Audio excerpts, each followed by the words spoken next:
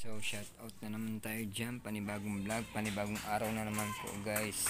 Yan yung mga kalapati ko, saka lang sila umuwi dito, namamasyal-masyal lang sila. Yan yung mga kalapati ko na yan, kung maalala nyo si Gilbert. Yan yung mga kalapati ko na matatagal nang hindi umuwi dito, saka lang sila uuwi kapag may pagkain lang. Yan guys, kaya medyo dinispose ko na rin yung mga alaga kong kalapatids, kaya ang makikita nyo ay puro African lovebird na lang po dito na may eye-ring, Albs 1 at Albs 2 guys.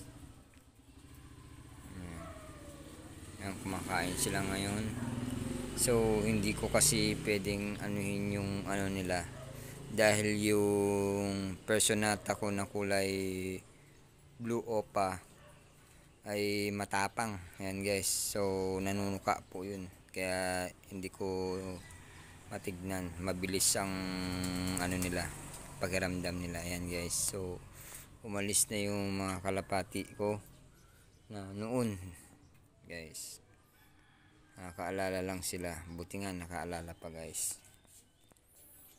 Ayan, so although healthy naman na yung ibon natin na African lovebirds. Ito yung isa kumakain. Ayan siya eh. Karamihan kasi ang ibon na yun, laging binubuli. Hindi ko alam kung kak ba yan o hen siya. So guys, yan. Kasi hindi ko matapang, nanunuka kasi sila. Kaya hindi ko masuri kung talagang ano. So tinitignan ko na lang sa observation guys, kung kak ba o ano. Kasi mangingitlog naman yan kung talagang legit siyang female, pag nasa tamang ano na siya, kabuanan na niya guys. Yan, pasensya na dahil merong maingay. Yan, kumakain. So ayan na yung mga pagaw natin, kikita ninyo. Yan sila, yan puro African at pagaw ang ano ko dito, ang mga alaga. Ayan, nagdodondo yan siya.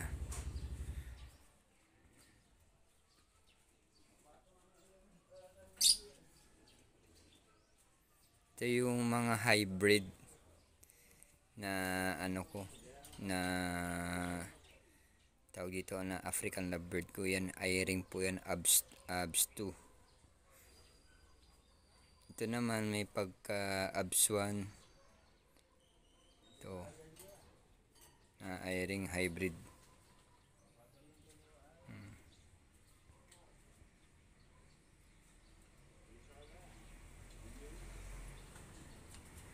Okay, so napakaganda nila guys, kung makikita ninyo. Yan, malulusog po sila dahil ay maganda po yung pag-aalaga natin sa kanila. Kahit na ganun kahirap mag-alaga ng ibon, ay pananalitiin pa rin po natin, number 1, na malinis ang kanilang pagkainan at tubigan guys. Ilan po ang sekreto sa pag-aalaga. Tapos iwasan din natin, lagi natin silang binubulabog o laging chinecheck ang kanilang mga nest box.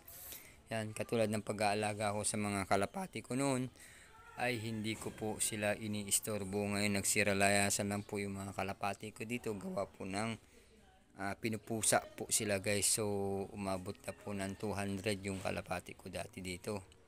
So talagang sumakit yung ulo ko sa lalong lalo na sa mga pagkain nila guys. So masyadong mabigat kapag pagkain ng alagang kalapati. Samantalang itong African lovebird, may 23 pesos ka na, ay matagal mo nang mauubos yun. Abutin pa ng 2 weeks. So hindi naman natin kailangan na busugin ang ano natin, ang alaga nating mga African lovers. So pag isa lang po ang alaga ninyo, so isang spoon lang din po ang binibigay ko. Pag dalawa po, 2 spoon yan, para hindi sila yung talagang todong busog na busog. Kailangan po din nila mag-diet para makapagbuo po sila ng eggs at makapag-meat po sila. Yan. Ayan po yung sikreto ko guys. So baguhan pa lang ako guys sa nag-aalaga ng African lovebird, pero para sa akin hindi na ako baguhan kasi dati na ako nag-aalaga ng ibon. Kaya alam ko yung mga dapat gawin para hindi sila nai-stress, hindi sila nabubulabog.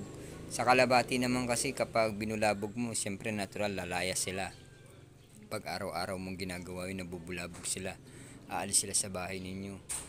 Pero which is kapag hindi nyo mo naman sila binabulabog, hinahayaan ninyo, binibigay nyo yung tamang pagkain nila, ay sigurado naman ay hindi kayo lalayasan. Kaso nga lang problema, kaya lumayas sila dito at nakaalala lang bumalik kasi nami-miss nila yung pag-alaga ko sa kanila nung nandito pa sila sa bahay na nakatira. Ngayon wala-wala na po sila, may kanya-kanya na silang pinupuntahan. At least masaya naman ako, at least kahit papaano nagpapakita sila sa akin. Ayan. So ito mas hybrid po ito. Itong mga ibon na ito, maseselan po itong mga to kesa dito. So ito kasi ay nasanay na po sa akin. Ito po kasi ang problema po dito ay hindi nasanay nung dating may-ari niyan na binili ko po sa halagang 1.5. Ito mas mura po ito, nabili ko po ito ng 1.2. Yan. Pero ako la pa ang diyan guys. Ako la pa ang nagkondisyon diyan sa mga yan. Dati yung binili ko po sila ay sobrang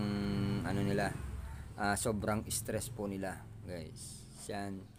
Bumili po ako ng mga tawag dito electrolytes yan para hindi na po sila ma-stress. Electrolytes at saka pag nangitlog naman po sila, kailangan po talaga ng calcium. Yan. So, yung calcium naman, yung tabs naman po yung tinutunaw ko po sa tubig. Yan guys. Para laging healthy po ang ating mga ibon.